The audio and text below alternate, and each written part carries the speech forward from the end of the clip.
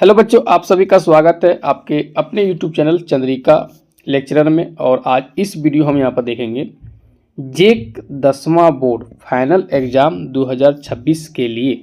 ठीक है, यहाँ पर हम विज्ञान, ठीक है, विज्ञान चैप्टर 2 अम्ल क्षारक एवं लवण, इस चैप्टर का all VVI objective question answer आज इस वीडियो में हम करवाने वाले हैं। ठीक है, और टोटल जो क्वेश्चन का बात करें 10-20 क्वेश्चन नहीं है, 100+ मल्टी चॉइस क्वेश्चन है। और अगर आप वीडियो शुरू से लास्ट तक देख लिए पूरा तो हम गारंटी यहाँ पर लेते हैं फाइनल एग्जाम में इस चैप्टर से एक भी ऑब्जेक्टिव क्वेश्चन नहीं छूटेगा आपका इस चैप्टर से। ठीक है, अगर पूरा वीडियो आप लास्ट तक देख लिए और क्वेश्चन को आप अच्छे से समझ लिए और याद कर लिए। ठीक है, हम यहाँ पर क्या कर रहे हैं, विज्ञान का all chapter wise objective question complete कर रहे हैं। चैप्टर 1 का हम कंप्लीट कर दिए, जाकर देखिए प्ले लिस्ट में मिल जाएगा, वहाँ पर चैप्टर 1 में 80+ ऑब्जेक्टिव क्वेश्चन दिए हैं। अगर आप वो वीडियो देख लेते हैं, ठीक है, तो चैप्टर 1 से अगर फाइनल एग्जाम में ऑब्जेक्टिव क्वेश्चन रहेंगे भी 1 या 2, तो आप वो क्वेश्चन एक भी जो है फाइनल एग्जाम में आप उस चैप्टर का एक भी क्वेश्चन आप नहीं छोड़ोगे। ठीक है, आराम से आप आंसर दे दोगे। ठीक है, और हम यहाँ पर विज्ञान का ही चैप्टर वाइज नहीं, सामाजिक विज्ञान का, हिंदी का, यहाँ पर गणित का, ठीक है, सभी विषय का हम chapter wise objective question complete कर रहे हैं। ठीक है, ऑब्जेक्टिव क्वेश्चन अगर बात करें हम तो ऑल सब्जेक्ट अगर देखें सभी विषय का अगर यहाँ पर देखें तो 30 क्वेश्चन रहेंगे प्रत्येक सब्जेक्ट में, यानी प्रत्येक विषय में 30 वो ऑब्जेक्टिव रहेंगे। तो 5 अगर हम बात करें 5 यहाँ पर विषय तो 150 ऑब्जेक्टिव क्वेश्चन। ठीक है, अगर आप मेरा सिर्फ ऑब्जेक्टिव क्वेश्चन वाला वीडियो देख लेते हैं तो 150 नंबर आपका रखा हुआ है। ठीक है, इससे बाहर नहीं आएगा। ठीक है, जो हम क्वेश्चन यहाँ पर दे रहे हैं इससे बाहर नहीं पूछेगा। यहाँ पर हम PYQ क्वेश्चन भी इसमें है। ठीक है, और एक तरह से गैस प्रश्न भी इसमें है, हम गैस कर रहे हैं क्वेश्चन, ये भी यहाँ पर है। ठीक है, और रिपीट क्वेश्चन भी है जो बार बार फाइनल एग्जाम में क्वेश्चन ये रिपीट होते हैं, वो भी यहाँ पर है। ठीक है, वीडियो पसंद आए तो लाइक शेयर और कमेंट जरूर कीजिएगा। और चैनल पर नए हो अभी तक आप हमारे चैनल को सब्सक्राइब नहीं किए हो तो कर लो। ठीक है, क्योंकि हम इस तरह का जो है वीडियो अपने चैनल पर डेली लाते रहते हैं। हम यहाँ पर बात करें तो क्लास 8 8वां बोर्ड से लेकर यहाँ पर 12 बोर्ड तक जो है वीडियो बनाते हैं हम जेक बोर्ड का सिर्फ। ठीक है, जेक बोर्ड का, ओके, जेक बोर्ड का यहाँ पर। तो चलिए देखते हैं इस चैप्टर का जो है all VVI objective question answer. यहाँ पर बात हो रहा, पहला क्वेश्चन है एक प्राकृतिक सूचक है। देखिए सूचक यहाँ पर 2 तरह का है, एक है प्राकृतिक, ठीक है, और एक है मानव निर्मित। तो यहाँ पर बात कर लेंगे, अगर NCERT किताब आप रीडिंग दिए होंगे, ठीक है, हम भी यहाँ पर पूरा रीडिंग देते हैं NCERT किताब को। ठीक है, लाइन बाय लाइन पढ़ते हैं। तो प्राकृतिक सूचक अगर यहाँ पर देखें हम, ठीक है, और एक होता है कृत्रिम सूचक, मानव निर्मित सूचक। तो 2 पढ़ने का है मानव निर्मित में, मेथिल ऑरेंज और फिनोल्फथैलिन, ये जो दोनों है ना, एक कृत्रिम है, याद रखना। और बाकी आपको जो ऑप्शन मिलेगा वो सभी आपको प्राकृतिक मिलेगा। तो लिटमस एक प्राकृतिक सूचक है यहाँ पर। ठीक है, इसके अलावा हल्दी, ठीक है, एक प्राकृतिक यहाँ पर सूचक है। प्याज प्राकृतिक सूचक है। ठीक है, ओके, तो ये ऑप्शन जो C है यहाँ पर सही होंगे। नेक्स्ट क्वेश्चन, हल्दी कैसा सूचक है? क्या यह प्राकृतिक है? संश्लेषित, वही मानव निर्मित हो गया। संश्लेषित क्या हुआ? मानव निर्मित। ठीक है, यानी कृत्रिम बात हो रहा है यहाँ पर। तो हल्दी एक प्राकृतिक सूचक है। ठीक है, नेक्स्ट क्वेश्चन, pH है। pH का मान आप pH स्केल आप इस तरह से पढ़े होंगे किताब में, pH स्केल जिसमें 0 से 14 तक पैमाना लिखा होता है, इसमें 0 से 14 तक। ठीक है, तो 7 से कम जो होता है, 7 से कम जिसका pH मान होता है वो अम्ल होता है, और 7 होता है वो उदासीन होता है, और 7 से अधिक वो होता है क्षारक। ठीक है, क्षारक होता है। तो यहाँ बात हो रहा है कि पीएच है क्या यह एक प्राकृतिक सूचक है, क्या यह एक संश्लेषित सूचक है? नहीं, यह सार्वत्रिक सूचक है। ठीक है, आपकी किताब में लिखा हुआ है सार्वत्रिक सूचक है। ठीक है, पीएच पोटेंशिया हाइड्रोजनी या तो पावर ऑफ हाइड्रोजन होता है यहाँ पर। ठीक है, आगे बढ़ते हैं। नेक्स्ट क्वेश्चन, गंधीय सूचक है। गंधीय सूचक देखिए, गंधीय सूचक इसमें कौन है? तो देखो लिटमस, हल्दी, प्याज, ये सभी प्राकृतिक सूचक हैं।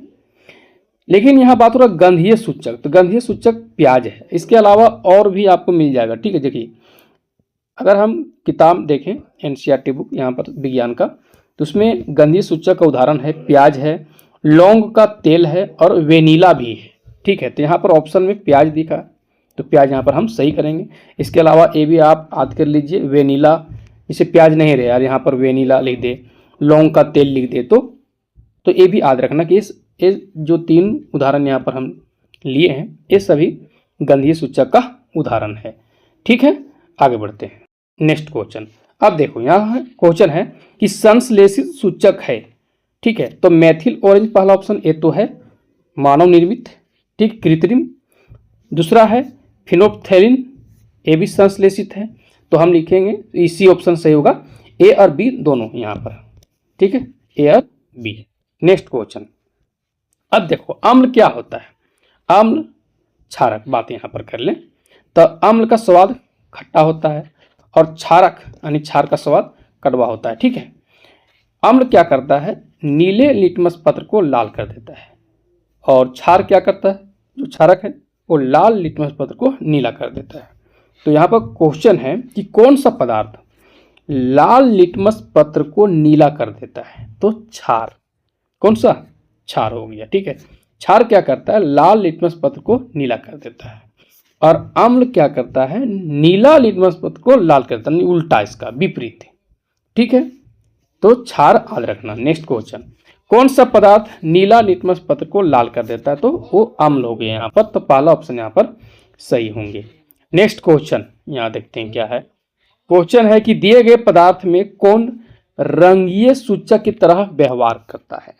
तो देखो यहाँ पर ऑप्शन में है लौंग, वेनिला, प्याज, लिटमस। तो लिटमस जो होता है ना, इसे रंगीय सूचक की तरह व्यवहार करता है, रंगीय सूचक की तरह व्यवहार करता है लिटमस। इसके अलावा और भी आपको रंगीय सूचक की तरह व्यवहार करेगा, जैसे हल्दी हो गया, मिथाइल ऑरेंज हो गया, फिनोप्थेलिन हो गया।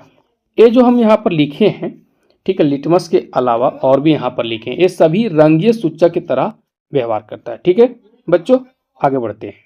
नेक्स्ट क्वेश्चन, दिए गए पदार्थ में कौन गंधीय सूचक की तरह व्यवहार करता है? तो अभी हम ऊपर लिखे थे गंधीय सूचक के उदाहरण। तो गंधीय सूचक में था प्याज था, ठीक है, लौंग का तेल था और वेनिला था। तो यहाँ पर देखते हैं कि ऑप्शन में है या नहीं। ठीक है, गंधीय सूचक की तरह व्यवहार करता है। तो हाँ देखो यहाँ पर प्याज है ना, प्याज हो गया यहाँ पर। लौंग का तेल और वेनिला भी रहेगा, तो यहाँ पर हम सही करेंगे, गंधीय सूचक है ये सभी। नेक्स्ट क्वेश्चन, अब देखो निम्न में से कौन परबल अम्ल है? देखो यहाँ पर बात कर ले हम यहाँ पर, तो परबल अम्ल तीनों है तुम्हारा। देख लो HCl, H2SO4, HNO3, ये सभी परबल अम्ल है यहाँ पर। ठीक है, लेकिन इन तीनों में से अगर हम अधिक देखें परबल अम्ल कौन है, तो HCl है, जिसका pH मान, ठीक है, जितना कम होगा वो उतना अधिक परबल अम्ल होगा, वो जिसका pH मान यहाँ पर। ठीक है, ओके, तो यहाँ पर जो ऑप्शन है पहला सही होगा, HCl एक परबल अम्ल है यहाँ पर। ठीक है, नेक्स्ट क्वेश्चन, निम्न में से कौन परबल अम्ल है? यहाँ पर अगर देखा जाए तो देखो यहाँ पर जैसे H2SO4 एक परबल अम्ल है, क्योंकि ऊपर देखो क्वेश्चन 10th में देखो यहाँ पर H2SO4 ए भी था परबल अम्ल, HNO3 ए भी था, HCl था, इन तीनों में से HCl अधिक था। ठीक है, तो H2SO4 देखो यहाँ पर, बाकी यहाँ पर ये जो है इसे दिया गया है वो दुर्बल अम्ल है। ठीक है, याद रखना ये सन दोनों। तो परबल अम्ल यहाँ पर पहला ऑप्शन यहाँ पर सही होंगे। नेक्स्ट क्वेश्चन है निम्न में से कौन दुर्बल अम्ल है? दुर्बल अम्ल का बात हो रहा है तो CH3COOH एक दुर्बल अम्ल है, H2SO4 प्रबल अम्ल है, HCl प्रबल अम्ल है और HNO3 प्रबल अम्ल है। याद रखना, ठीक है। निम्न में से कौन क्षार है? क्षार पूछा है, यानी क्षारक आना चाहिए इसमें। देखो NaCl ये तो लवण होता है, सोडियम क्लोराइड। एसिटिक अम्ल जैसे CH3COOH ये तो अम्ल हो गया। अब नाइट्रिक अम्ल HNO3 तो अम्ल होगा। यहाँ पूछ रहे हैं कि क्षार बताइए, तो चौथा ऑप्शन देखो NaOH एक क्षार है, तो ऑप्शन डी यहाँ पर सही होंगे। नेक्स्ट क्वेश्चन, निम्न में से कौन लवण है आप बताइए। तो ऑप्शन में जैसे NaCl है तो NaCl ही लवण हो गया यहाँ पर, ठीक है। बाकी देखो ऑप्शन में जैसे दिया गया है NaOH ये तो क्षारक हो गया। OH माइनस आयन उत्पन्न करता है वो क्षारक होता है, और H प्लस आयन उत्पन्न करता है वो अम्ल होता है, ठीक है। यहाँ पर तो OH देख लो, NaOH एक क्षारक हो गया, KOH पोटेशियम हाइड्रोक्साइड क्षारक हो गया, H2SO4 ये तो सल्फ्यूरिक अम्ल, ये तो अम्ल हो गया। और यहाँ पर लवण पूछा था, तो लवण कौन हो गया? NaCl साधारण जो नमक होता है, ठीक है, ये तो लवण होता है यहाँ पर, ठीक है। साधारण नमक का जो फॉर्मूला होता है यही होता है NaCl, सोडियम क्लोराइड होता है, तो लवण हो गया यहाँ पर। नेक्स्ट क्वेश्चन, निम्न में से कौन लवण है? ठीक है, तो देखो HCl तो अम्ल हो गया, तो ये होगा नहीं। NaOH सोडियम हाइड्रोक्साइड ये तो क्षारक होगी, क्षारक यानी क्षार है, ये होगा नहीं। K2SO4 यानी पोटेशियम सल्फेट ये लवण है, क्या है ये? लवण। और NaH4OH, ठीक है, अमोनियम हाइड्रोक्साइड होता है, ये क्षार है यानी क्षारक है। तो K2SO4 पोटेशियम सल्फेट या एक लवण है, याद रखना। तो ऑप्शन सी यहाँ पर सही होंगे। प्रबल क्षारक देखेंगे यहाँ पर, ठीक है। प्रबल क्षारक में जैसे NaOH दिया गया, ये यहाँ पर सही होंगे। अगर क्षारक में हम यहाँ पर बात करें तो जिसका pH मान ज़्यादा होगा वही यहाँ पर प्रबल क्षारक होगा। तो NaOH और यहाँ पर जो बाकी दिया गया है तो देख सकते हैं इन लोगों का pH मान कम है यहाँ पर, ठीक है, क्या है?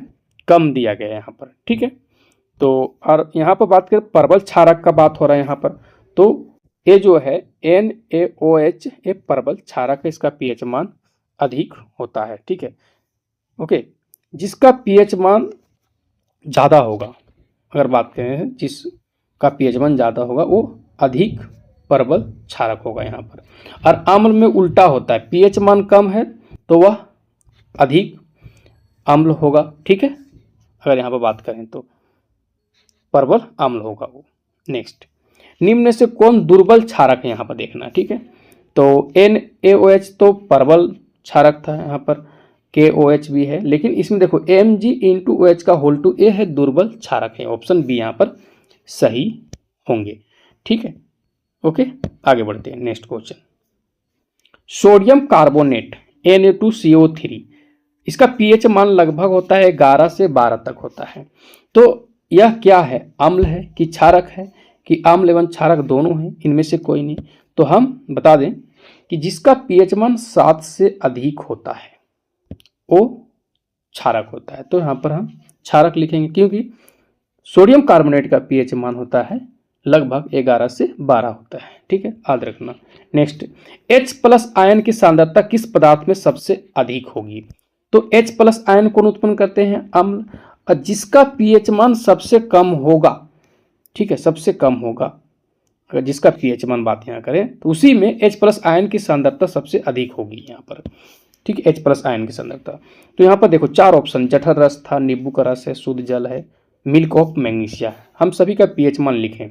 जठर रस का pH मान होता है लगभग 1.2, नींबू रस का होता है लगभग 2.2, और शुद्ध जल का 7.4 होता है, और मिल्क ऑफ मैग्नीशिया का 10 होता है। तो यहाँ पूछ रहे हैं क्वेश्चन कि H प्लस आयन सांद्रता किस पदार्थ में सबसे अधिक होगा? तो जिसका pH मान कम होगा उसका अधिक होगा, तो जठर रस यहाँ पर सही होगा आंसर। तो पहला ऑप्शन यहाँ पर सही होंगे। देखो हम यहाँ पर नोट में लिख दिए हैं कि H प्लस आयन की सांद्रता जितनी अधिक होगी उसका pH मान उतना ही कम होगा, ठीक है। तो यहाँ पर हो जाएगा जठर रस सही आंसर। नेक्स्ट क्वेश्चन, अम्ल के जलीय विलयन में निम्न में से कौन उत्पन्न होता है? अम्ल के जलीय विलयन में निम्न में से कौन उत्पन्न होता है? H प्लस आयन होता है, और क्या होता है? अम्ल जब भी यहाँ पर अगर बात करें आयन तो H प्लस आयन उत्पन्न करते हैं, और क्षारक यहाँ पर OH माइनस आयन उत्पन्न करते हैं, क्षारक। ठीक है, आगे अम्लों को जल के साथ मिश्रित करने पर क्या उत्पन्न करते हैं? तो अम्ल के जल के साथ मिलाने पर बात यहाँ पर करें तो H प्लस आयन उत्पन्न करेंगे, और क्या करेंगे, ये तो अम्ल है, H प्लस आयन उत्पन्न करेंगे। ठीक है, जल के साथ मिश्रित करने पर। नेक्स्ट, क्षार के जलीय विलयन में उत्पन्न होगा, तो क्षारक यानी क्षार बात हो रहा है, तो OH माइनस आयन उत्पन्न करते हैं, क्षार। नेक्स्ट क्वेश्चन, लिटमस विलयन बैंगनी रंग का रंजक होता है जो निम्न में से किससे निकाला जाता है? लिटमस। ठीक है, एक प्राकृतिक सूचक है, यह निकलता है लिचेन पौधा से। ठीक है, लिटमस लिचेन पौधा से प्राप्त होता है। ठीक है, ओके, यहाँ पर लिख दिए, यह थैलोफाइटा समूह से है। अगर समूह पूछेगा तो थैलोफाइटा समूह से। और बात यहाँ पर हम करें तो और भी सूचक है, जैसे यहाँ पर है प्राकृतिक सूचक, जैसे यहाँ बात कर लें प्राकृतिक सूचक में, जैसे लिचेन है, हल्दी है, लाल पत्ता गोभी है, पेटूनिया है, हाइड्रेंजिया है, जेरानियम है, ये सभी सूचक हैं, प्राकृतिक सूचक है ये सब। ठीक है, यहाँ पर जो लिखा हुआ है ये सभी सूचक है। तो यहाँ पर बात हो रहा था लिटमस विलयन का बैंगनी रंग का रंजक होता है, किससे निकाला जाता है? इंपॉर्टेंट प्रश्न है, लिचेन पौधा से। ठीक है, पहला ऑप्शन यहाँ पर हम सही करेंगे। नेक्स्ट क्वेश्चन, जल में घुलनशील क्षारक क्या कहलाता है? क्षार। जल में घुलनशील क्षारक कहलाता है क्षार, याद रखना। ठीक है, नेक्स्ट क्वेश्चन, अम्ल और क्षारक के बीच की अभिक्रिया को कहते हैं उदासीनीकरण कहते हैं। अम्ल और क्षारक के बीच की अभिक्रिया को क्या बोलते हैं? उदासीनीकरण, याद रखना। ठीक है, नेक्स्ट क्वेश्चन, देखो यहाँ पर ए लिखा हुआ है प्लस अम्ल, एरो के बाद लिखा हुआ लवण प्लस कार्बन डाइऑक्साइड प्लस जल लिखा हुआ है। तो उपरोक्त समीकरण में एक क्या है?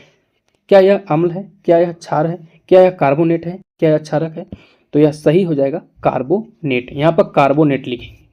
कार्बोनेट और अम्ल अगर बात करें, ठीक है, यहाँ पर कार्बोनेट और अम्ल अभिक्रिया करता है तो लवण प्राप्त होता है और कार्बन डाइऑक्साइड उत्पन्न होता है और जल उत्पन्न होता है। देख लो यहाँ पर, जैसे ए अगर बात करें तो धातु कार्बोनेट यहाँ पर होगा, धातु कार्बोनेट यानी कार्बोनेट होगा।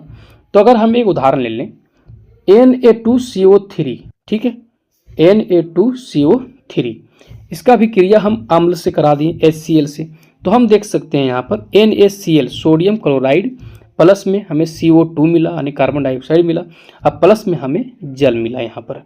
ठीक है, तो यहाँ पर कह रहे थे एक जगह पर क्या होगा, तो धातु कार्बोनेट, मतलब यहाँ पर कुछ हमें लेना था।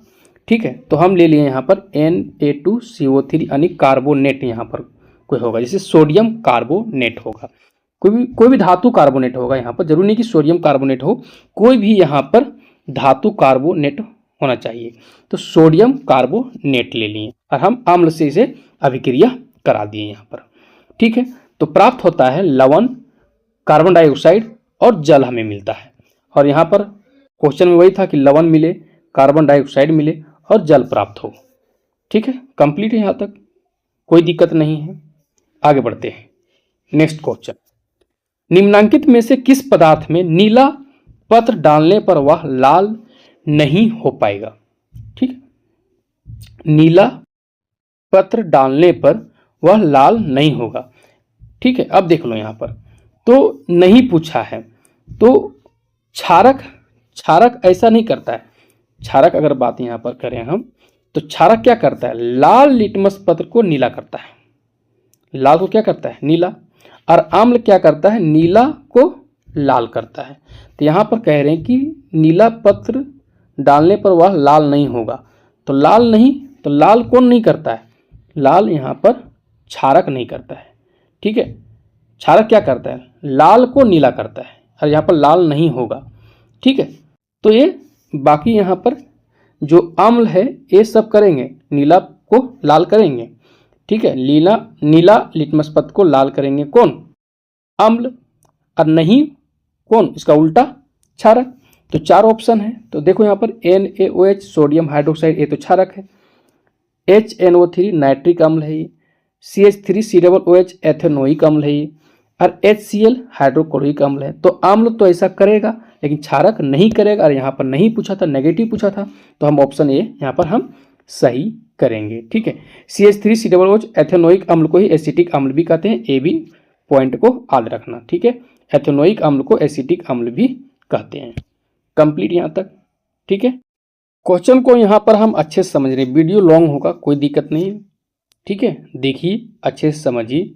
और जब हम रिवीजन करेंगे उसमें मेरा केमिस्ट्री का चारों चैप्टर का एक वीडियो में रहेगा। ठीक है, तो वहाँ पर हम फास्ट चलेंगे। ठीक है, अभी यहाँ पर हम अच्छे से समझ रहे हैं। नेक्स्ट क्वेश्चन है, दिए गए किस लवण में क्रिस्टलीकरण का जल मौजूद है?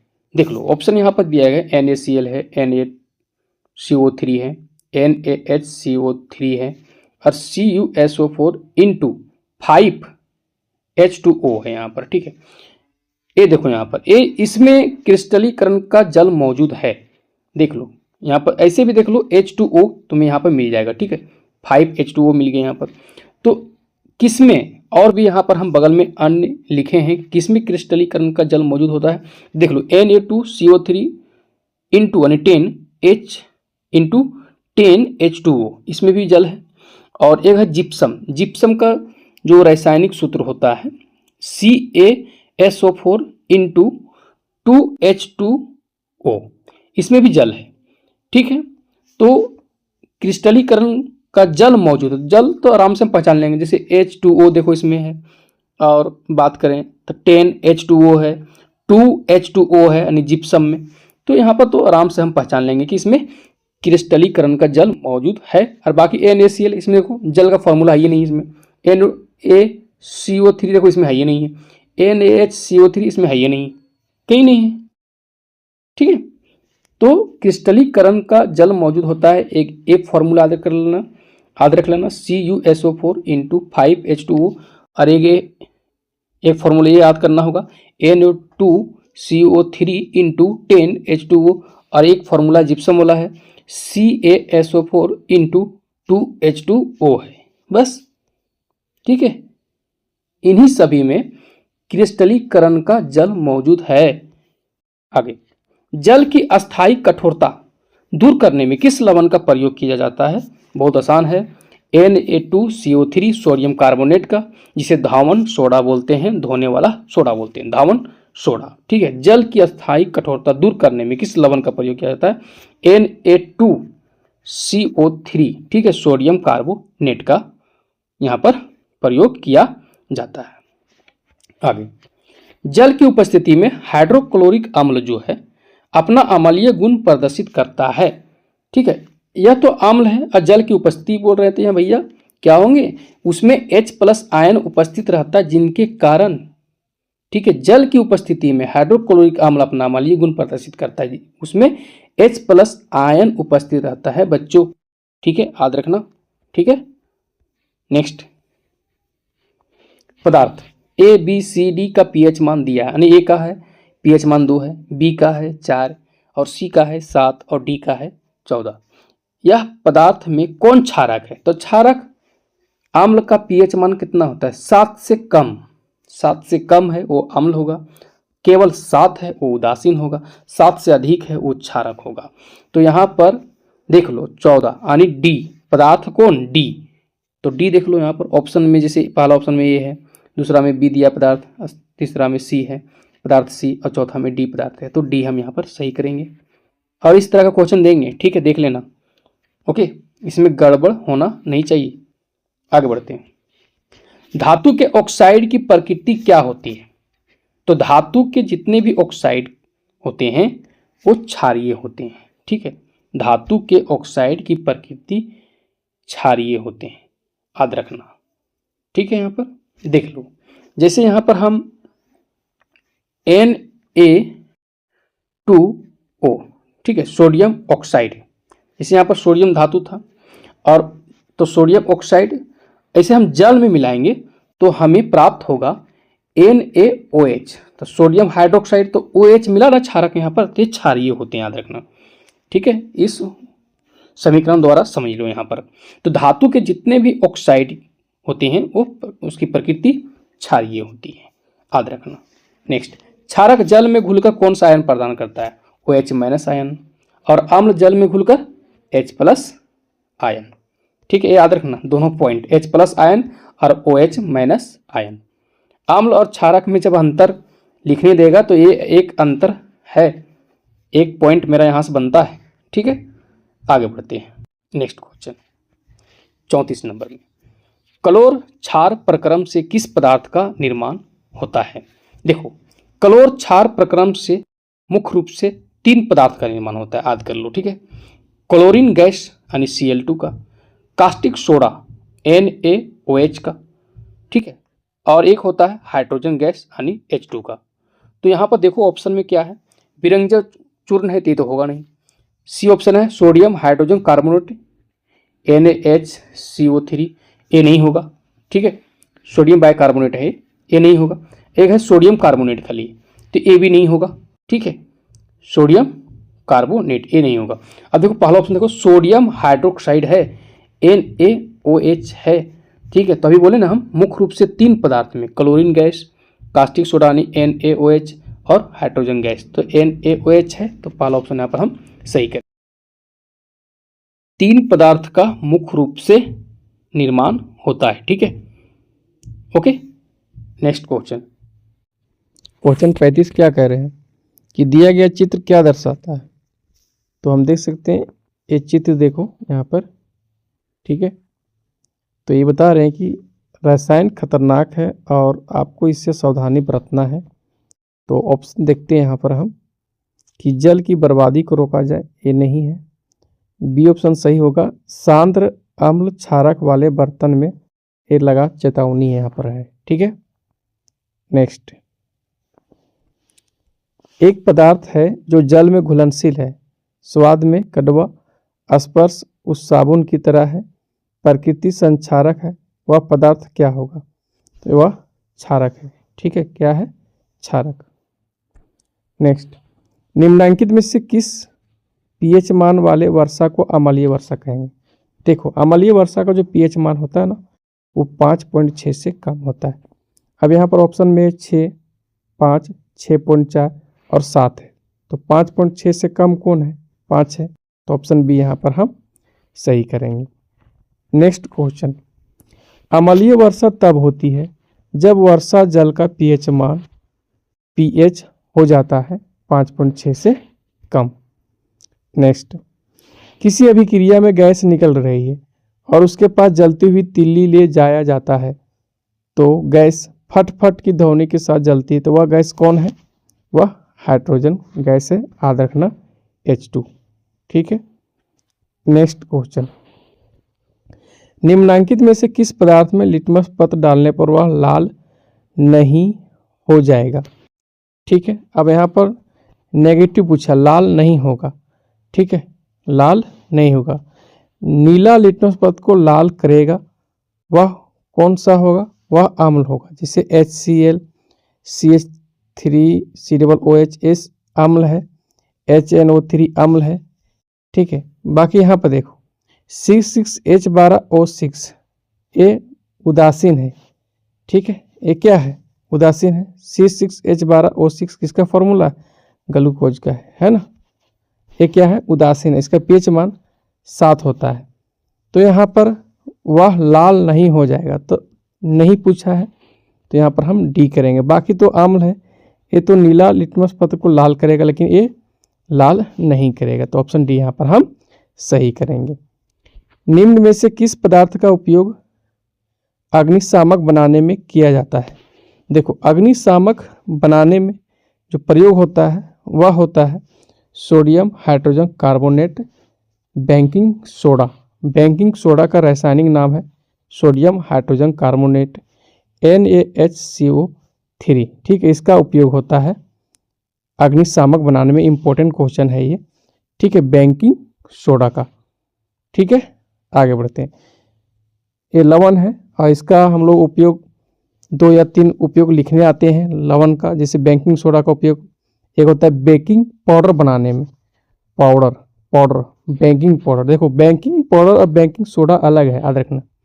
ठीक है, यहाँ पर तो बेकिंग सोडा का उपयोग होता है बेकिंग पाउडर बनाने में। ठीक है। और बेकिंग सोडा का उपयोग होता है अग्निशामक में और एंटीसीड के रूप में भी इसका प्रयोग होता है, ठीक है। तो सोडियम बाइकार्बोनेट यही हुआ, ठीक है। सोडियम हाइड्रोजन कार्बोनेट को सोडियम बाइकार्बोनेट भी बोलते हैं। इसका फॉर्मूला हो गया बेकिंग सोडा का NaHCO3 हो गया, याद रखना। नेक्स्ट क्वेश्चन, अग्निशामक यंत्र में किस लवण का प्रयोग किया जाता है? NaHCO3 सोडियम हाइड्रोजन कार्बोनेट का। नेक्स्ट देखो यहाँ पर सोडा अम्ल अग्निशामक में उपयोग होता है क्या? बेकिंग पाउडर का? नहीं, बेकिंग पाउडर का नहीं, बेकिंग सोडा का होता है, याद रखना। सोडियम बाइकार्बोनेट NaHCO3, तो ऑप्शन बी यहाँ पर सही होंगे। बेकिंग पाउडर अलग है और बेकिंग सोडा अलग है। बेकिंग सोडा का प्रयोग होता है सोडा अम्ल अग्निशामक में, ना कि बेकिंग पाउडर का, ठीक है। बेकिंग सोडा से ही बेकिंग पाउडर बनता है और धोने का सोडा तो अलग है। आगे दुर्बल या संक्षारक है, देखो यहाँ पर NaHCO3 ये दुर्बल असंक्षारक है, ठीक है। Sodium hydrogen carbonate. आगे जल की अनुपस्थिति में हाइड्रोक्लोरिक अम्ल HCl अपना अम्लीय गुण प्रदर्शित नहीं करता है। क्यों नहीं करता? क्योंकि उसमें H+ आयन उपस्थित नहीं रहते हैं। अगर जल की उपस्थिति में हाइड्रोक्लोरिक अम्ल अपना अम्लीय गुण प्रदर्शित करता है, इसका मतलब है H+ आयन उपस्थित है, ठीक है, तो उत्पन्न कर रहे हैं। लेकिन इसमें क्या हो रहा है कि जल की अनुपस्थिति में हाइड्रोक्लोरिक अम्ल अपना अम्लीय गुण प्रदर्शित नहीं करता है, क्योंकि उसमें H+ आयन उपस्थित नहीं रहते हैं। तो ऑप्शन बी यहाँ पर सही होंगे।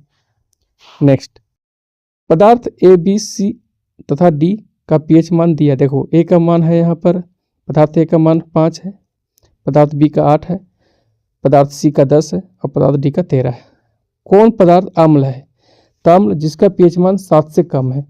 तो 7 से यहाँ कम मेरा कौन है? 5 ही है, बाकी सब 7 से अधिक है। तो ये सभी 8, 10, 13 जिसका pH मान जैसे होगी P, C, D का ये सभी क्षारक हो गया। ये पदार्थ A क्या हो गया? अम्ल हो गया। तो पहला ऑप्शन हम यहाँ पर सही करेंगे। और इस तरह का क्वेश्चन फाइनल एग्जाम में जो है पूछे भी गए हैं, ठीक है, देख लो इसे अच्छे से। नेक्स्ट पदार्थ ABCD का pH मान दिया है 2, 7, 10, 14। इन पदार्थों में कौन सा अम्ल है? तो दो यहाँ पर जिसका pH मान होगा 2 वो अम्ल होगा, यहाँ पर 7 से कम है, तो पदार्थ A का हो जाएगा। नेक्स्ट क्वेश्चन, जब जिंक सोडियम हाइड्रोक्साइड से अभिक्रिया करता है तो क्या बनता है? देखो जिंक है यहाँ पर और सोडियम हाइड्रोक्साइड NaOH लिए, ठीक है, तो क्या बनेगा? Na2ZnO2 plus H2 hydrogen gas निकलेगा। तो यहाँ पर ऑप्शन बी होगा सोडियम जिंकेट। देख लो फॉर्मूला होता है Na2ZnO2 और हाइड्रोजन गैस। तो ऑप्शन बी यहाँ पर हम सही करेंगे। नेक्स्ट जब धातु अम्ल से अभिक्रिया करता है तो कौन सी गैस निकलती है? तो हाइड्रोजन गैस निकलती है। देखो अम्ल प्लस धातु एरो के बाद लवण और प्लस हाइड्रोजन गैस निकलेंगे यहाँ पर, ठीक, देख लो यहाँ पर, ओके। तो हाइड्रोजन गैस हो जाएगा। अम्ल प्लस धातु अभिक्रिया करेंगे तो क्या बनेंगे? लवण और हाइड्रोजन गैस निकलेंगे। कोई विलयन लाल लिटमस पत्र को नीला कर देता है तो इसका pH मान संभवतः क्या होगा? और देखो लाल लिटमस पत्र को नीला करता है तो ये क्षारक होगा। क्षारक का pH मान 7 से अधिक होता है। तो 7 से अधिक देखो कौन है? 10 है यहाँ, ठीक है, तो ये होगा। बाकी तो यहाँ पर नहीं है, ये सभी तो अम्ल है, ठीक है। अम्ल तो इसका उल्टा करता है, जैसे लाल लिटमस पत्र को नीला करता है और नीला को लाल करता है, अम्ल।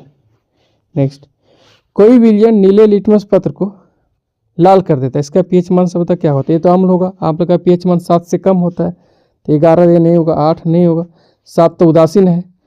देखो 2 दिया गया, ऑप्शन सी यहाँ पर सही होंगे। नेक्स्ट क्वेश्चन देखो, एक क्वेश्चन उठा लिया अभ्यास से।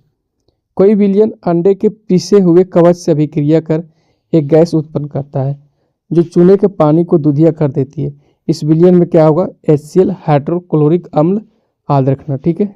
ये अंडे वाला क्वेश्चन याद रखना, अंडे के पीसे हुए कवच वाला HCl याद रखना। नेक्स्ट और इम्पोर्टेंट प्रश्न है ये, अपच का उपचार करने के लिए निम्न में से किस औषधि का उपयोग होता है? और ये फाइनल एग्जाम में कई बार ये क्वेश्चन पूछे गए हैं, ठीक है, रिपीट हुए हैं क्वेश्चन ये।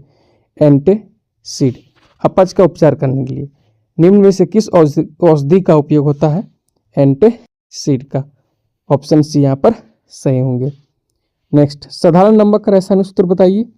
तो NaCl सोडियम क्लोराइड होता है। नेक्स्ट, विरंजक चूर्ण का रासायनिक सूत्र है, इसी को ब्लीचिंग पाउडर यानी ब्लीचिंग पाउडर कहते हैं, विरंजक चूर्ण, ठीक है। तो इसका फॉर्मूला होता है CaOCl2। इसे पढ़ते हैं कैल्शियम हाइपोक्लोराइड। कैल्शियम हाइपोक्लोराइड पढ़िए या तो कैल्शियम ऑक्सी।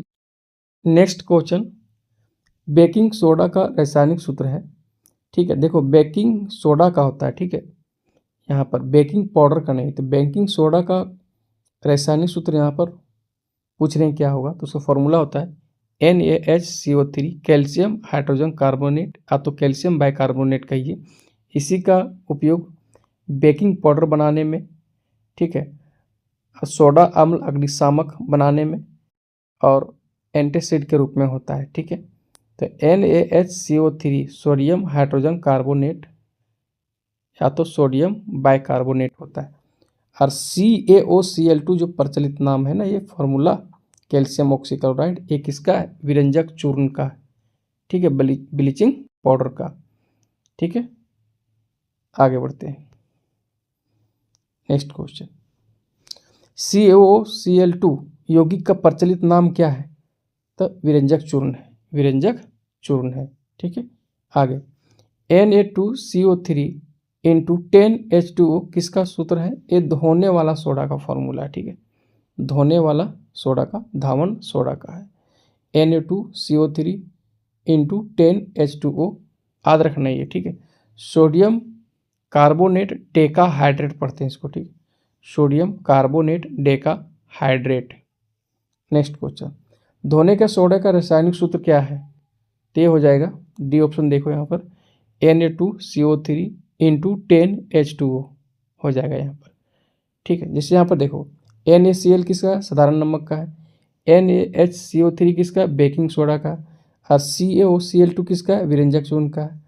और Na2CO3 इंटू 10H2O किसका है? धोने का सोडा का, धावन सोडा का है।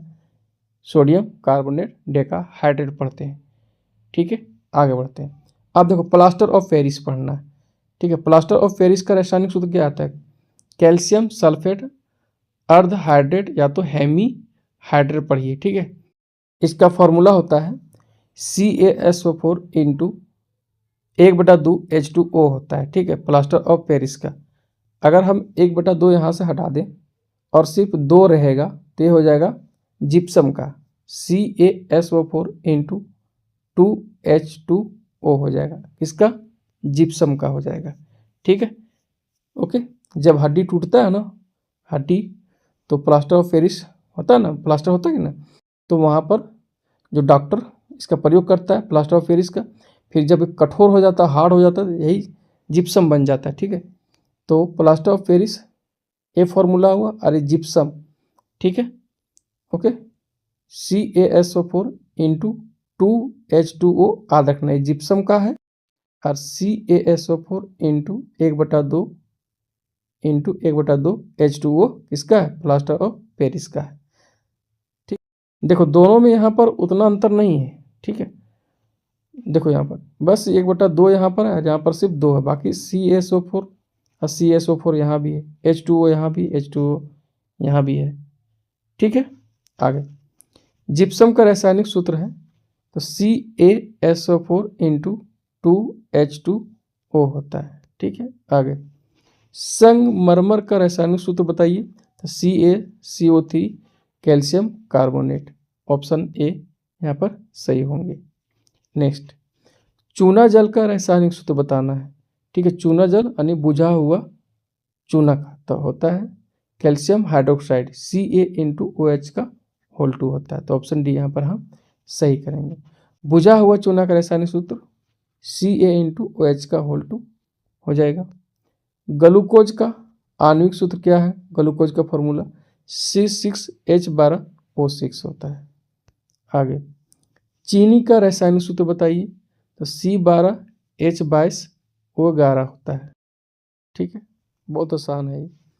कॉपर सल्फेट नीला थोथा, अन्य नाम इसका तुतिया भी है, ठीक है, का रासायनिक सूत्र बताइए। तो इसका रासायनिक सूत्र होता है CuSO4 इंटू 5H2O होता है। इसे पढ़ते हैं कॉपर सल्फेट पेंटाहाइड्रेट पढ़ते हैं, ठीक है, कॉपर सल्फेट पेंटाहाइड्रेट पढ़ते हैं। एक कॉपर सल्फेट यानी नीला थोथा, ठीक है, अन्य नाम तुतिया का रासायनिक सूत्र है ये। ऑप्शन बी यहाँ पर सही होंगे। ठीक है, नेक्स्ट क्वेश्चन, बेकिंग सोडा निम्न में से किसका मिश्रण होता है। देखो बेकिंग सोडा जो होता है ना, इसमें सोडियम हाइड्रोजन कार्बोनेट NaHCO3 और होता है टारटरिक अम्ल भी मिला इसमें होता है इसमें, ठीक है, टारटरिक अम्ल इसमें मिला होता है। इसका फॉर्मूला होता है टारटरिक अम्ल का C4H6O6 होता है। ठीक है, तो बेकिंग सोडा में क्या होता है, सोडियम हाइड्रोजन कार्बोनेट और टारटरिक अम्ल होता है। ठीक है, आगे कपड़ों के विरंजन के लिए किसका उपयोग होता है, तो विरंजक चूर्ण का, ब्लीचिंग पाउडर का होता है। ठीक है, जैसे जल में कोई अगर यहाँ पर जीवाणु है उसे भी मारना यहाँ पर है, ठीक है, हानिकारक जीवाणु, तो इसका ब्लीचिंग पाउडर का प्रयोग होता है जल शुद्ध करने में। ठीक है, जल का शुद्धिकरण करने में विरंजक चूर्ण का यानी ब्लीचिंग पाउडर का प्रयोग होता है ना। आगे एक जलीय घोल लाल लिटमस घोल को नीला कर देता है। निम्नलिखित में से किस घोल को अधिक मात्रा में मिलाने से यह परिवर्तन उल्टा हो जाएगा। उल्टा पूछ रहा है ना। देखो अम्ल क्या करता है, नीला को लाल, और क्षारक क्या करता है, लाल को नीला कर रहा है यहाँ पर। तो क्वेश्चन है कि लाल लिटमस घोल को नीला कर देता है, तो लाल लिटमस पत्र को नीला कर देता है यानी क्षारक है। अब पूछ रहे हैं कि निम्नलिखित में से किस घोल को अधिक मात्रा में मिलाने पर यह परिवर्तन उल्टा हो जाएगा, तो हमें आम्ल ढूंढना है। ठीक है, ऑप्शन में आम्ल देखो कहाँ है, तो बेकिंग पाउडर याद रखना ए है यहाँ पर। अगर हम बात करें तो ये क्षारक हो जाएगा, चूना भी क्षारक है, और अमोनियम हाइड्रोक्साइड घोल ये भी क्षारक है, लेकिन HCl हाइड्रोक्लोरिक अम्ल ये अम्ल है, और हमें अम्ल देखना था। ठीक है, यहाँ पर ये नीला को लाल कर देगा। ओके, तो डी ऑप्शन यहाँ पर सही होंगे। बेकिंग पाउडर का एक घटक सोडियम हाइड्रोजन कार्बोनेट है, तो दूसरा घटक कौन है, तो बेकिंग पाउडर में क्या मिला होता है, ऊपर हम देखें ना, सोडियम हाइड्रोजन कार्बोनेट, और दूसरा होता है टारटरिक एसिड, टारटरिक अम्ल होता है दूसरा घटक। बेकिंग पाउडर का एक घटक सोडियम हाइड्रोजन कार्बोनेट है, तो दूसरा घटक टारटरिक एसिड है। आगे बेकिंग सोडा एवं टारटरिक मिल्क अम्ल का मिश्रण क्या कहलाएगा, तो बेकिंग पाउडर बनेगा यहाँ पर। ठीक है, बेकिंग पाउडर बनेगा यहाँ पर। आगे शल्य चिकित्सा में टूटी हड्डियों को जोड़ने में प्रयुक्त होने वाला रासायनिक पदार्थ क्या है, तो प्लास्टर ऑफ पेरिस है। शल्य चिकित्सा में टूटी हड्डियों को जोड़ने में प्रयुक्त होने वाला रासायनिक पदार्थ प्लास्टर ऑफ पेरिस है, और यही जब कठोर हो जाता है तो जिप्सम बन जाता है। ठीक है, ओके, नेक्स्ट क्वेश्चन, हड्डियों को जोड़ने के लिए डॉक्टर किस लवण का प्रयोग करता है, तो उस लवण का नाम है प्लास्टर ऑफ पेरिस है। ठीक है, CaSO4 इंटू 1/2 H2O फॉर्मूला होता है। और जिप्सम तो कठोर होने पर कहलाएगा ये। ठीक है, जिप्सम कठोर होने पर जिप्सम कहलाएगा ये। CaSO4 इंटू 2H2O इसका फॉर्मूला होता है। तो जिप्सम और प्लास्टर ऑफ पेरिस याद रखना दोनों का फॉर्मूला यहाँ पर। ठीक है, आगे कठोर जल को मृदु करने के लिए किस सोडियम यौगिक का उपयोग किया जाता है, तो सोडियम कार्बोनेट डेकाहाइड्रेट, इसका फॉर्मूला होता है Na2CO3 इंटू 10H2O होता है। धोवन सोडा या इसी को वॉशिंग सोडा भी कहते हैं। ठीक है, कठोर जल को मृदु करने के लिए इसी सोडियम यौगिक का उपयोग होता है। ठीक है बच्चों, आगे बढ़ते हैं। उस पदार्थ का नाम बताएं जो क्लोरीन से क्रिया करके विरंजक चूर्ण बनाता है यानी ब्लीचिंग पाउडर। तो देखो यहाँ पर उसका नाम हो गया Ca × OH2। बुझा हुआ चूना और क्लोरीन के बीच अभिक्रिया होगा तो हमें प्राप्त होगा CaOCl2 विरंजक चूर्ण और प्लस में जल बनेगा हमारा जल। ठीक है, तो ऑप्शन यहाँ पर पहला सही होगा। क्लोरीन से अभिक्रिया करके बुझा हुआ चूना विरंजक चूर्ण बनाता है। ठीक है, नेक्स्ट क्वेश्चन। तनुकरण प्रक्रिया में होती है, देखो तनुकरण प्रक्रिया में क्या होता है कि H+, ठीक है, H+ और OH- आयन के सांद्रता में कमी होता है, ये याद रखना। ठीक है, तनुकरण प्रक्रिया में होता है H+ और OH- आयन के सांद्रता में कमी होता है। ऑप्शन सी यहाँ पर सही होंगे। Next question. कोई विलयन लाल लिटमस को नीला कर देता है, इसका पीएच मान होगा तो यह क्षारक होगा। क्षारक का पीएच मान 7 से अधिक होता है, तो पहला ऑप्शन में 11 और दूसरा ऑप्शन में यहाँ पर 10 है, तो तीसरा ऑप्शन में 5 है, तो 5 तो अम्ल हो जाएगा ये और दोनों क्षारक हो जाएगा, तो यहाँ पर डी ऑप्शन ए और बी दोनों हो जाएगा। ठीक है, आगे किसी विलयन का पीएच का मान 5 है तो वह होगा, तो 5 है तो ये अम्ल होगा, 7 से कम है ना, अम्ल होगा ये। नेक्स्ट, किसी विलयन का पीएच मान 10 है तो वह होगा क्षार होगा, 7 से अधिक है क्षार होगा। नेक्स्ट, यदि किसी विलयन के पीएच का मान 7 हो तो यह होगा, तब केवल 7 है तो ये उदासीन होगा, और 7 से कम है तो अम्लीय होगा, और 7 से अधिक है तो क्षारीय होगा। नेक्स्ट, और इंपॉर्टेंट क्वेश्चन है, पीएच स्केल का प्रास क्या होता है। ठीक है, फाइनल एग्जाम में कई बार ये जो क्वेश्चन है पूछे गए हैं। ठीक है, तो पीएच स्केल का प्रास क्या होता है, तो पीएच का स्केल का प्रास 0 से 14 तक होता है, याद रखना। ठीक है, 0 से 14 तक। आगे, निम्न में पीएच का मान कौन सा क्षारक विलयन का मान देती है। अब देखो क्षारक यहाँ पूछ रहे हैं, तो 7 से अधिक होगा, 7 है तो उदासीन हो जाएगा, 2 और 6 है, 7 से कम है तो ये अम्ल है, और देखो 13 है, 7 से अधिक तो क्षारक यहाँ पूछ रहे हैं, तो डी हो जाएगा 13। नेक्स्ट क्वेश्चन, अम्लीय विलयन का पीएच मान होता है 7 से कम, देखो 7 से कम। ठीक है, ये याद रखना। ठीक है, इस तरह का क्वेश्चन देंगे फाइनल एग्जाम में। 7 से कम है, 7 से अधिक क्षारक हो गया, 7 के बराबर उदासीन हो गया। ठीक है, नेक्स्ट, उदासीन विलयन का पीएच मान होता है 7, कितना 7 होता है, 7 से अधिक क्षारक, 7 से कम अम्ल। नेक्स्ट, क्षारीय विलयन का पीएच मान होता है तो 7 से अधिक होता है। नेक्स्ट क्वेश्चन, क्षारीय ऑक्साइड के विलयन का पीएच मान क्या होगा। अब क्षारीय ऑक्साइड का पूछ रहे हैं तो ये 7 से अधिक होगा इसका, तो यहाँ पर 9 यहाँ पर दिया हुआ है। ठीक है, तो डी ऑप्शन यहाँ पर सही होगा, 7 से अधिक है यहाँ पर क्षारीय ऑक्साइड का। नेक्स्ट क्वेश्चन, कौन अधिक क्षारीय है। देखो यहाँ पर हम एक नोट यहाँ पर लिखे हैं, नोट्स, कि पीएच जितना अधिक होगा उतना ही अधिक क्षारीय होगा। तो यहाँ देख लो, ये pH 8 है, pH 12 है, pH 10 है, pH 14 है, तो pH 14 यहाँ पर सही होगा। और नीचे हम लिखें कि जितना कम pH होगा उतना ही अधिक अम्लीय होगा वो। ठीक है, जितना pH जितना अधिक होगा उतना ही अधिक क्षारीय होगा, और जितना कम pH होगा उतना ही अधिक अम्लीय होगा।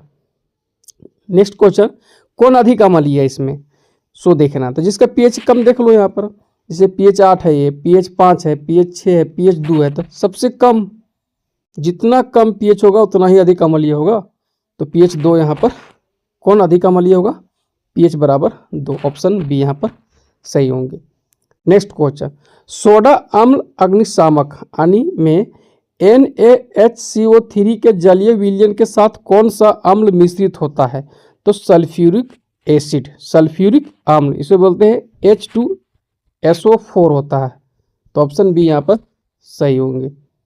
नेक्स्ट क्वेश्चन, ठीक है, सिरका में कौन सा अम्ल पाया जाता है। देखो इस तरह का क्वेश्चन तो पक्का एक क्वेश्चन रखा हुआ है। ठीक है, तो सिरका में कौन सा अम्ल पाया जाता है, याद कर लो, एसिटिक अम्ल होता है इसमें।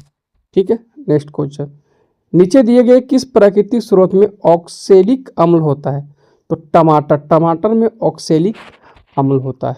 नेक्स्ट, नेटल का डंक में कौन सा अम्ल होता है, तो मेथेनोइक अम्ल, चींटी का डंक हो गया, नेटल का डंक हो गया, इन सभी में मेथनोइक अम्ल पाया जाता है। ठीक है, नेक्स्ट, संतरा में कौन सा अम्ल पाया जाता है? सिट्रिक अम्ल। ठीक है, सिट्रिक अम्ल पाया जाता है। ओके, नेक्स्ट, टमाटर में कौन सा अम्ल पाया जाता है? ऑक्सैलिक अम्ल। नेक्स्ट, खट्टे फल में कौन सा अम्ल पाया जाता है? सिट्रिक अम्ल। ठीक है, देखो खट्टा वाला फल है उसमें आपको सिट्रिक अम्ल मिलेगा, जैसे यहाँ पर संतरा हो गया, नींबू हो गया।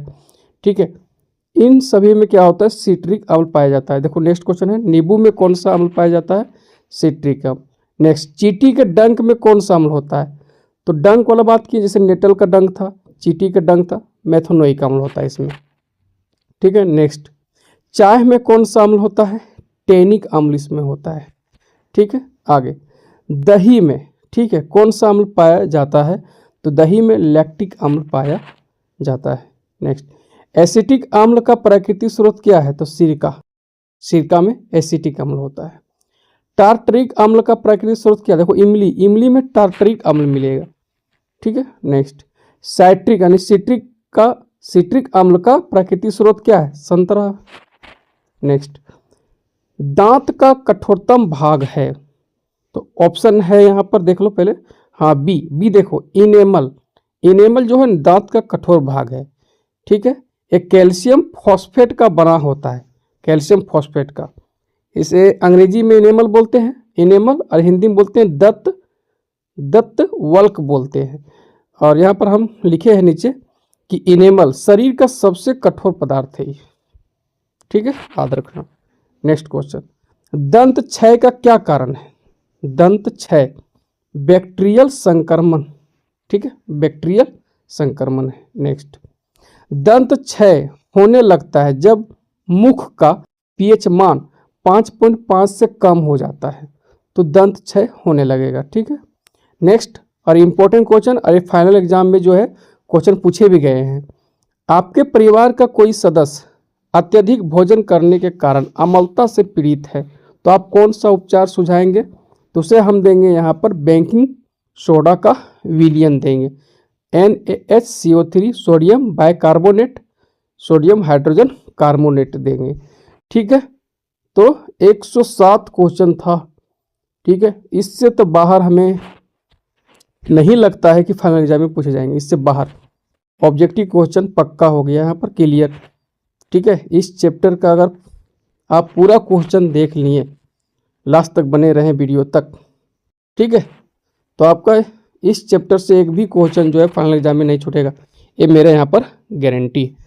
ठीक है, अब हम देखेंगे जो मेरा केमिस्ट्री का नेक्स्ट चैप्टर है, धातु एवं अधातु। इस चैप्टर का all VVI objective question answer जल्द हम लेकर आ रहे हैं। ठीक है, ओके, बाय।